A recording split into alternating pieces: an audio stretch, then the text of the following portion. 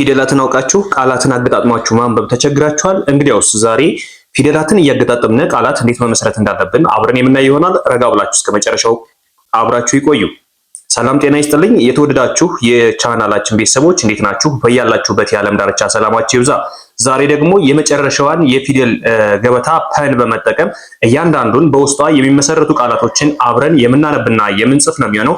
እናንተም እስከ መጨረሻው ለመከታተል ሞክሩ። የዚህ ቻናል አዲስ የሆናችሁ ሰብስክራይብ በማድረግ ጀምሩ። ነባር ቤተሰቦቻችን ደግሞ ላይክ እና ሼር እያደረጋችሁ አማርኛን ከመሰረቱ እንዲሁም እንግሊዘኛና ሂሳብንም ጨምሮ ጀማሪዎች ለሆናችሁ ሁሉ በውስጥ መስመር እያስተማርና ነው የምንገኘው። ብዙዎቻችን ማንበብና መጻፍ ተቸግረናል። የዚህ መፍትሄው ደግሞ ምንድነው እያልን የምናስብና የምናንሰላስል እንኖራለን። ለእናንተ ዛሬ ታላቅ መልስ ይዘንላችሁ መጥተናል። ባላችሁበት ሆናችሁ በኦንላይን በሳምንት 5 ቀን ከሰኞ እስከ ዓርብ በሚገኙ የሥራ ቀናት ብቻ ከጠዋቱ 12 ሰዓት እስከ ሌሊቱ 6 ሰዓት በኢትዮጵያ በኦንላይን እያስተማርን ነው የምንገኘው። እናንተም ባላችሁበት ሆናችሁ እጃችሁ ላይ በሚገኝ ስልክ ብቻ አሊያም በኮምፒውተራችሁ እንዲሁም ደግሞ ላፕቶፓችሁን በመጠቀም በአጭር ጊዜ የእውቀት ባለቤት ይሁኑ።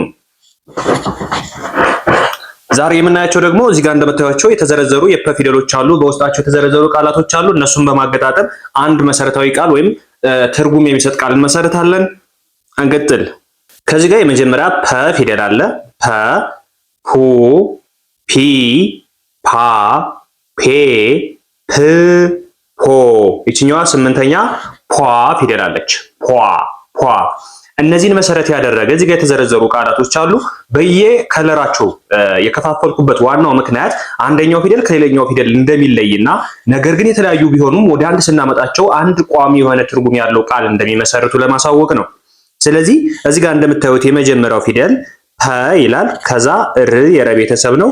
ሰ የሰ ቤተሰብ አንደኛ፣ ን የነ ቤተሰብ 6ኛ፣ ት የተ ቤተሰብ 6ኛ።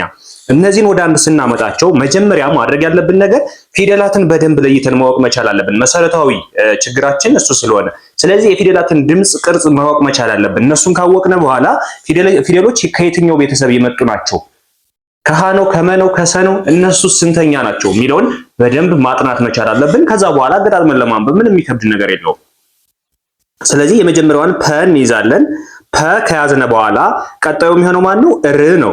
ስለዚህ ሁለቱን ለማንበብ መጀመሪያ ሁለት ፊደል ማጥናት አለብን። የመጀመሪያውን አንዷን ፊደል ማወቅ፣ ሁለተኛ መጨመር፣ ሶስተኛ እያልን እንሄዳለን። ስለዚህ የመጀመሪያዋ ፐ ከሆነች ከዛ ር ትሆናለች። ሁለቱ ባንድ ላይ ፐር ይላል አይደለ? ሁለቱ ባንድ ላይ ፐር። ከዛ ሰን ጨምሩበት። ሰ ፐርሰ። ይሄው ሰን ስንጨምርበት ምን ይሆናል? 3 ፊደል ይሆንና ፐርሰ ይሆንልናል። ከዛ ፐርሰ ሚለውን ከያዝነ በኋላ ን እንጨምራለን። ፐርሰን የሚልን ይዛለን። ከዛ ትጨምሩበት። መጨረሻው ባንድ ላይ ፐርሰንት የሚል ቃል ይሰጣችኋል። ስለዚህ በቀላሉ ስታነቡ በቅደም ተከተል ነው። ቅደም ተከተሉን መሰረት አድርጋችሁ ማንበብ ያለባችሁ። ስትጽፉም እንደዛው መጀመሪያ ሀ ፊደል ከሆነ ሀ እንላለን። ሁለተኛው ለ ከሆነ ሀለ እንላለን። ከዛ መ ምንጨምር ከሆነ ሀለመ ብለን እንደምናነበው ሁሉ ፊደላትን ወደ አንድ አምጠን በአንድ ጊዜ ለማንበብ መጀመሪያ የመጀመሪያዎችን ፊደል አንደኛውን ማጤን፣ ሁለተኛውን ማጤን፣ ሶስተኛውን፣ አራተኛውን እስከ መጨረሻው 10ም ሊሆን ይችላል 20ም ሊሆን ይችላል። እያንዳንዱን አንዱን ካጤን በኋላ ሁለት ስንደምርበት ሁለቱን ባንድ ላይ ነው የምናነበው። 3 ስናደርገው 3ቱን ባንድ ላይ ነው የምናነበው። 4 ስናደርገው 4ቱን ባንድ ላይ ነው የምናነበው። ስለዚህ የመጀመሪያ ስራችን የመጀመሪያ ፊደሎችን ማወቅ ነው። ከዛ ሁለተኛውን ስንደምርበት ለምሳሌ 1 ሲደመር 1 2 ከሆነ ሌላ 1 ስንጨምርበት 3 ይሆናል አይደለ? ፊደልም እንደዚህ ነው። የመጀመሪያው ፐ ከሆነ ከዛ ር ስንጨምርበት ፐር ይሆናል። ከዛ ሰ ስንጨምርበት ፐርሰ ይሆናል። ከዛ እንደገን ን ስንጨምርበት ፐርሰን ይሆናል። የመጨረሻውን ስናመጣው ፐርሰንት የሚል አንድ ቃል ይሰጠናል ማለት ነው። በዚህ መሰረት በቀላሉ አማርኛን ማንበብ እንችላለን። ወደ ሁለተኛው ስንሄድ ፑ ከዛ ን ከዛ ት። መጀመሪያ ፑ እንላለን። ከዛ ን ጨምሩበት። ፑን ይላል አይደለ? ፑን ከፑ ላይ ን ስንጨምርበት ፑን ይላል። ከዛ መጨረሻ ላይ ትን ስንጨምረው ደግሞ ፑን ብለን ነበር። ትን ስንደምርበት ፑንት ይላል። ተረድታችሁኛል አይደለ? ፑንት ይላል። በቀላሉ እንደዛ አድርገን ማወቅ እንችላለን። ወደ ሶስተኛው ስንሄድ ደግሞ ፑ እዚህ ጋር አለ። ከዛ ቲ አለ። ከዛ ን አለ። ይህን ለማገጣጠም መጀመሪያ ፑ ማለት አለብን። ፑን መያዝ አለብን።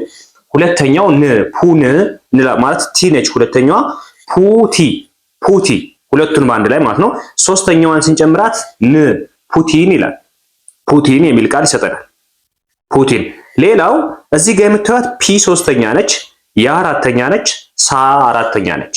መጀመሪያ ፒ እንላለን። ፒን ከያዝነ በኋላ ያን እንጨምራለን። ፒያ ፒያ፣ ልብ በሉ ፒያ። ከዛ ሳን ስንጨምርበት ፒያሳ ፒያሳ የሚል ቃል ይሰጠናል ማለት ነው። ወደ ቀጣዩ ስንሄድ ፒ ሶስተኛ፣ ያ አራተኛ፣ ኖ አምስተኛ ሰባተኛ አለች።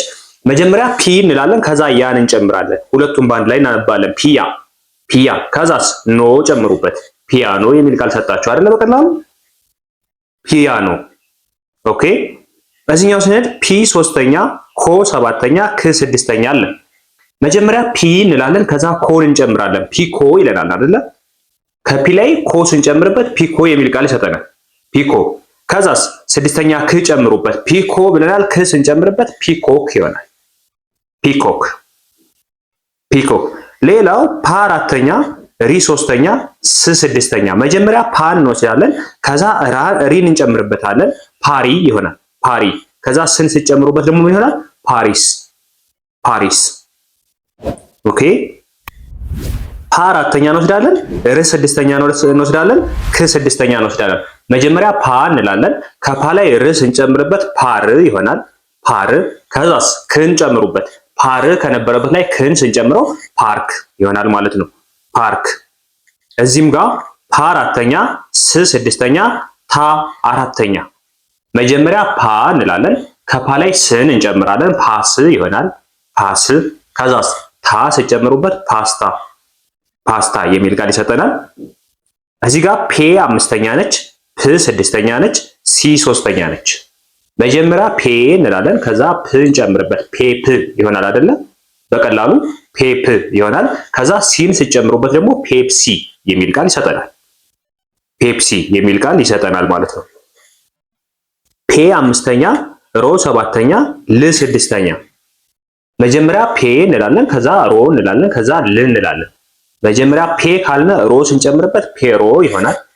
ፔሮ። ከዛ ል ስንጨምሩበት ደግሞ ፔሮል የሚል ቃል ይሰጠናል። ፔሮል።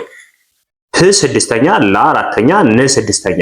መጀመሪያ ፕ ከዛ ላ ፕላ ፕላ። ከዛ ን ጨምሩበት ፕላን ይሆናል። ፕላን ፕላን። እዚህ ጋር መጀመሪያ ፕ ስድስተኛ አለ፣ ላ አራተኛ አለ፣ ኔ አምስተኛ አለ፣ ት ስድስተኛ አለ። መጀመሪያ ፕ ከዛ ላ ሲጨምሩበት ፕላ ይሆናል። ፕላ። ከዛስ ኔ ሲጨምሩበት ፕላ ከሚለው ላይ ኔ ጨምሩበት ፕላኔ ይሆናል አይደለ? ፕላኔ። መጨረሻ ላይ ት ስንጨምርበት ደግሞ ፕላኔት ፕላኔት የሚል ቃል ይሰጠናል ማለት ነው። ፕላኔት። ፕ ስድስተኛ፣ ሮ ሰባተኛ፣ ቲ ሶስተኛ፣ ን ስድስተኛ። መጀመሪያ ፕን እና ሮን በአንድ ላይ እናንብባቸው። ፕሮ ይሆናል አይደለ? ፕሮ። ከዛስ ቲ ጨምሩበት ፕሮቲ ይላል። ፕሮቲ።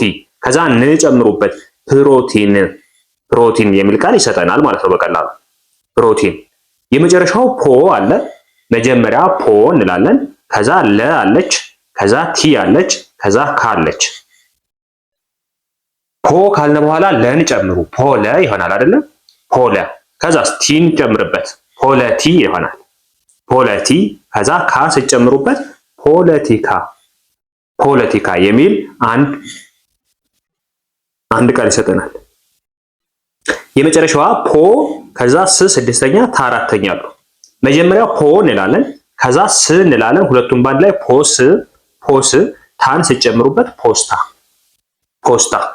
በቀላሉ እንደዚህ አድርገን አማርኛን ማንበብና መጻፍ እንችላለን ማለት ነው። ያለምንም ቅድመ ሁኔታ በቀላሉ በዚህች ብቻ ረጋ ብለን ከተመለከትነው አማርኛ በጣም ቀላል ነው። መጀመሪያ ማድረግ ያለብን ነገር ምንድነው?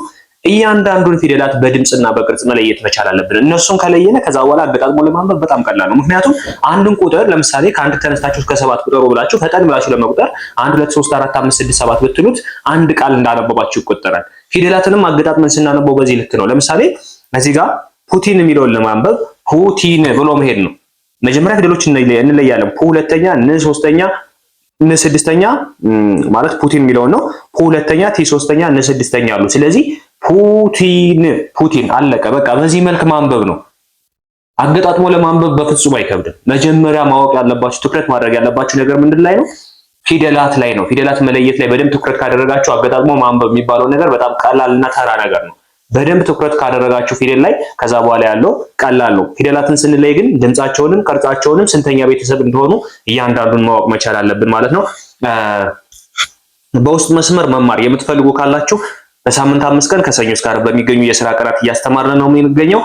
ለጀማሪዎች ከዚህ በፊት ምንም የፊደል እውቅና የአማርኛ ፊደል እንዲሁም እንግሊዘኛ ፊደል እውቅና ለሌላቸው ልዩ ትኩረት እንሰጣለን። በሳምንት 5 ቀን ከሰኞ እስከ ዓርብ በሚገኙ የሥራ ቀናት ከጠዋቱ 12 ሰዓት እስከ ሌሊቱ 6 ሰዓት በኢትዮጵያ እያስተማርን እንገኛለን። እናንተም የዚህ እድል ተካፋይ ትሆኑ ዘንድና በአጭር ጊዜ አንብባችሁ ጽፋችሁ እናንተም እንደ ማንኛውም ሰው እኩል ማውራት ትችሉ ዘንድ እንዲሁም ደግሞ ሌሎችንም ተግባራት ለማከናወን ትችሉ ዘንድ ስለሚያስፈልጋችሁ ዛሬውኑ ተመዝግባችሁ ትምህርታችሁ መቀጠል ትችላላችሁ። አብራችሁ እስከ ሰዓት ስለነበራችሁ ከልብ አመሰግናለሁ።